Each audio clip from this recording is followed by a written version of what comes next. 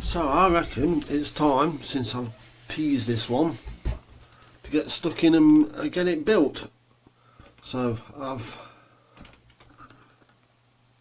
got me huge posters worth of instructions there, which I've had to fold in half just for the sake of, I don't know why they're this big, but I'm not complaining, they are easy to see. Also, remember when I unboxed this and I found these extra guns, and I think I've worked out the origin of these, and I'll tell you about that in a minute.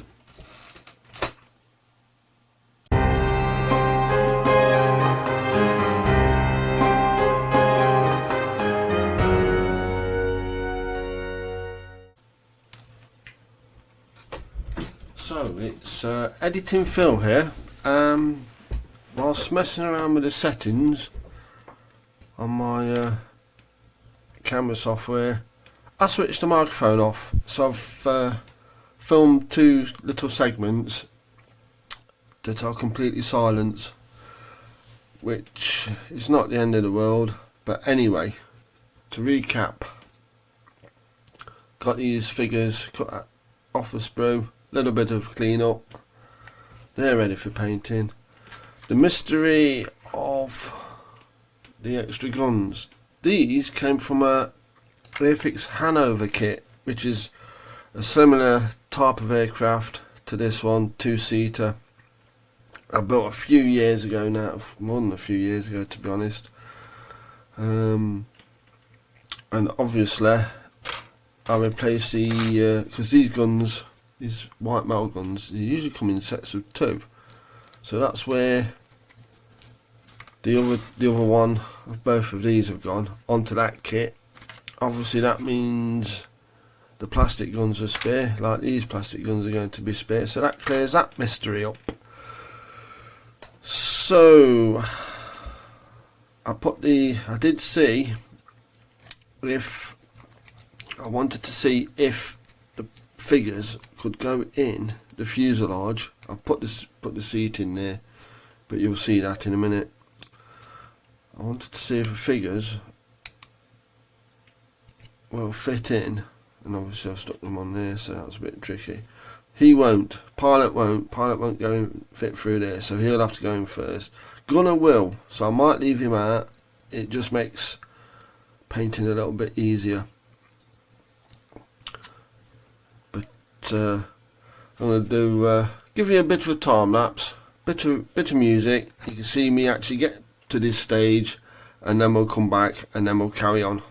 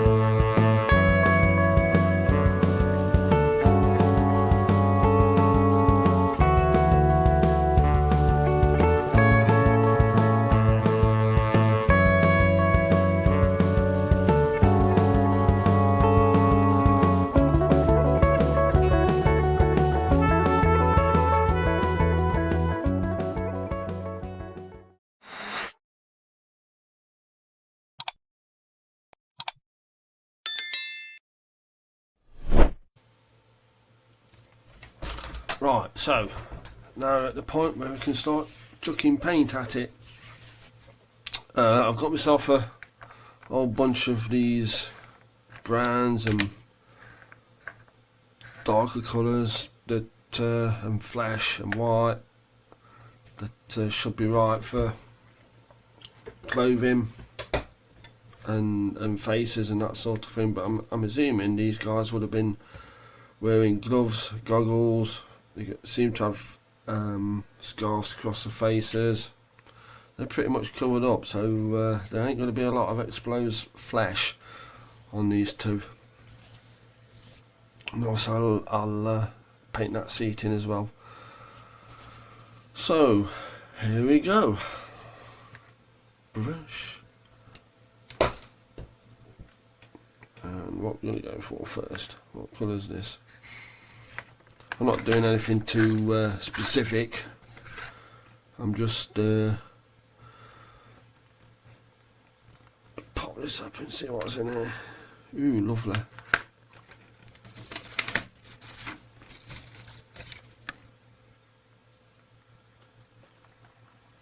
I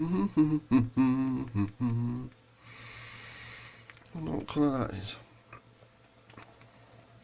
Whatever it is, I'm going to base coat both of them out in it and then start picking other colours out.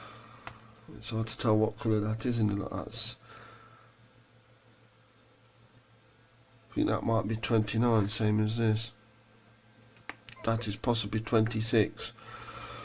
I chucked all my wiping cloths away, didn't I?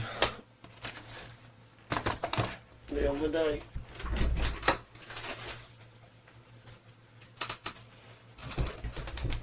I need to go and grab some kitchen roll in a minute then.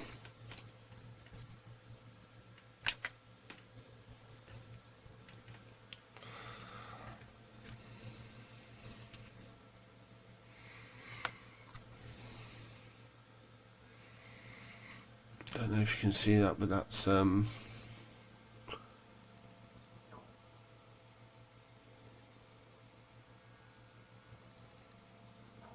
cracking ejector pin he's got on his back. There you go. I don't think you'll see that once he's in fact, once it's painted it seems to have disappeared. Yeah, motor, lovely brown coat.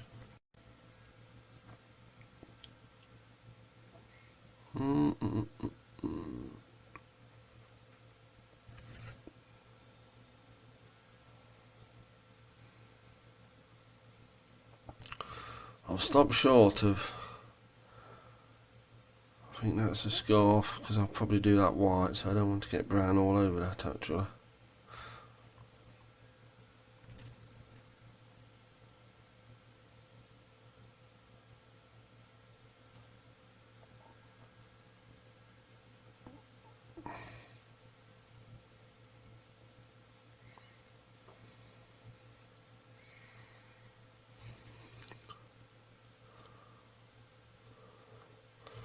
I should probably do that in some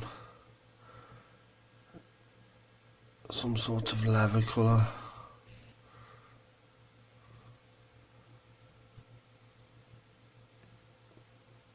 His flying hat there.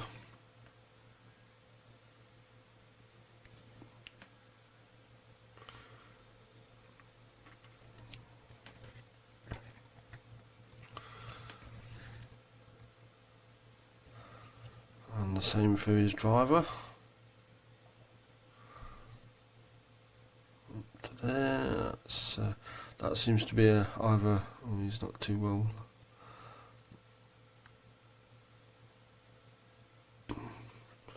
That's either the collar of his coat or it's got a fact. I think that's, looking at that now, that is the collar of his coat. A fur-lined coat. And his fingers fell off. That was very loose. I was just waiting for that to happen. Yeah, still looks like he's pointing at something. Maybe it was a glove with one really long finger. That's what might have happened.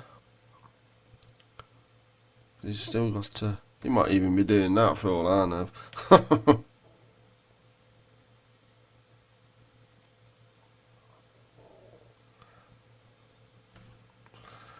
But yeah, we'll do him justice.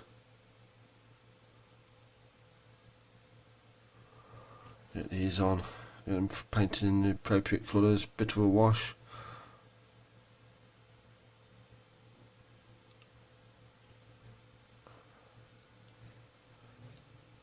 Everything on there. He seems to be definitely wearing a pair of goggles.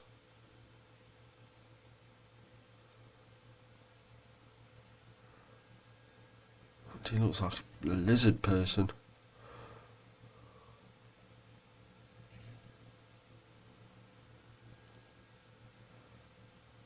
Right, well, there's a start. I'll do the boots black maybe, or very dark brown.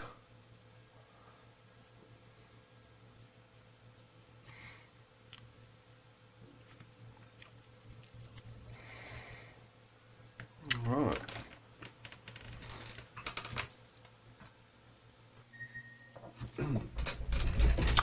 Right, so it's a little bit later, a couple of days, than the first part of this video.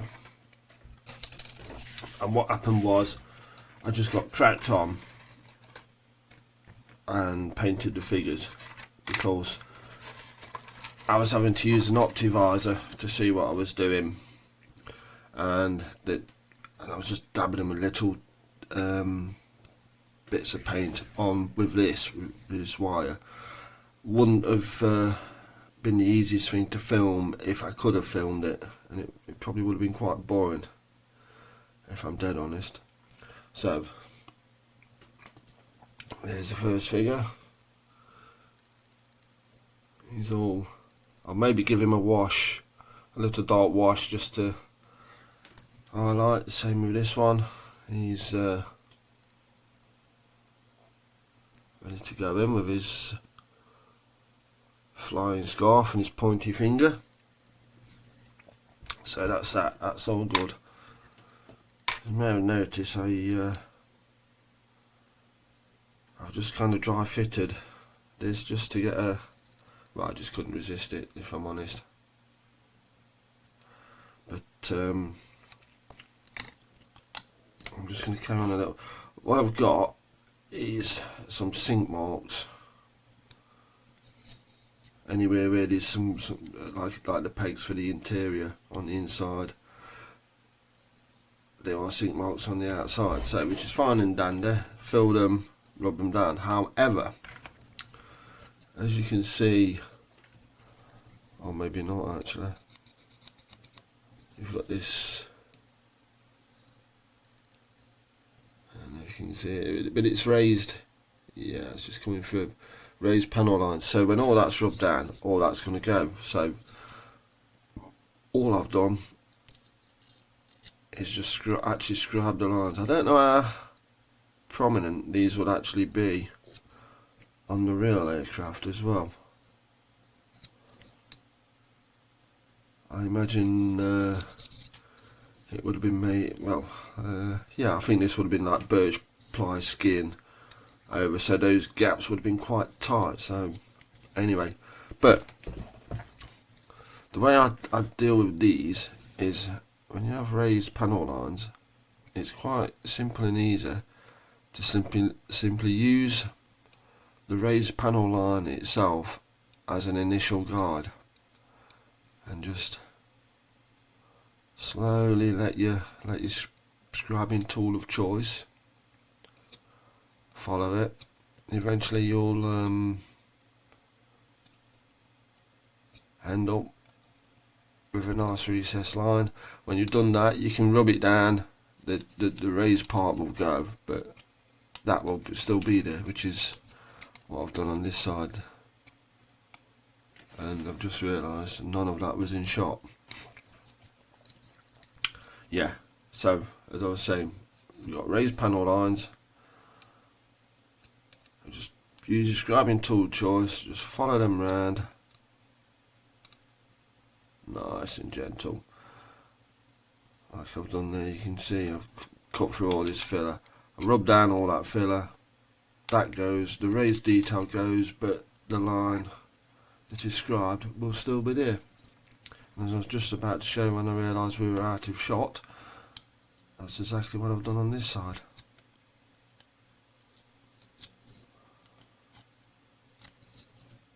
So I'll get that finished up, bit more filler, get those nice and flush, and then I'll be thinking about painting, which is going to be interesting because the pilot needs to go in before this goes together. Then you've got these windows. So what I'm thinking of doing is actually taking that apart like that, bit of masking in there as it is, painting the complete forward end in the colour it needs to be. Same on there. And then I can mask up a bit more. I don't have to mask up the exact window and the pilot will be in there. I can maybe sort of do it quite loosely because that will be to about there, or sort of halfway. That will be in the colour it needs to be. So, but more on that later. And then the wings, yeah, those they probably need toning down a little bit, possibly on the top. And then I'll paint them to look like this is stretched fabric over ribs, and hopefully that effect will come through as I paint. So I think that wraps it up for this episode. I'm going to do a little bit more off camera. When you see this again, that should be together, front should be painted, and then I'll show you what my plans are for the wings. So on that note, I shall bid you farewell. Also, just before I go, obviously the engine block has to sort of sit in there, sticking out like that. So if that's all painted before that's all done, that makes that a little bit easier. Not terrifically, but a little bit. So yes, that's it for this one, and I shall see you in the next one. I'm probably going to crack on with the B17 because I've had a change of plan with how I was going to paint the metallic on there, but more on that later.